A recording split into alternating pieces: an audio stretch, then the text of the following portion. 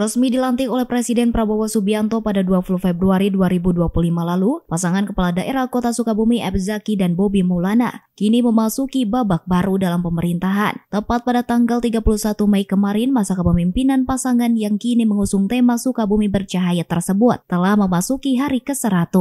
Di tengah berbagai pernyataan publik tentang langkah nyata atau terobosan yang telah dilakukan, F. Zaki menegaskan bahwa fokus utama dirinya saat ini adalah penguatan fiskal daerah. Aib menilai kondisi fiskal Kota Sukabumi saat ini masih lemah, dan hal itu menjadi penghambat utama dalam pembangunan. Bahkan dirinya menegaskan jika rencana menaikkan pendapatan asli daerah atau PAD telah menjadi target utamanya sejak dirinya belum dilantik. Karena menurutnya PAD merupakan instrumen utama untuk pemerintah dalam menentukan arah pembangunan. Dirinya menyatakan untuk mencapai target itu disebutkan bahwa Badan Usaha Milik Daerah atau BUMD serta Badan Layanan Umum Daerah atau BLUD harus memberikan keuntungan sehingga dapat menghasilkan kontribusi PAD untuk menambah kekuatan fiskal Kota Sukabumi.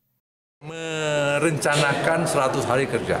Sejak awal, bahkan sebelum dilantik saya sudah berbicara ada konsen kepada bagaimana pendapatan asli daerah, bagaimana meningkatkan fiskal. Ini yang paling penting. Kenapa? Kondisi Kota Sukabumi fiskal kita lemah. Kalau fiskal lemah sampai kapanpun kita tidak bisa apa-apa. Ini perlu dicatat. Saya akan kejar menjadi fiskal kuat dalam tempo 5 tahun. Mohon doanya.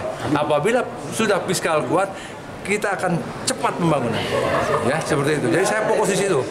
BUMD harus untung. BLUD harus untung, semuanya untung.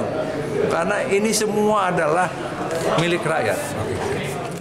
Fokus penguatan fiskal menjadi jawaban awal Wali Kota F. Zaki dalam 100 hari kepemimpinannya. Publik pun akan terus memantau sejauh mana komitmen itu diterjemahkan dalam program yang nyata di tengah masyarakat ke depannya. Dari Kota Sukabumi, Sofan Julfikar, Tim Liputan MGS TV melaporkan.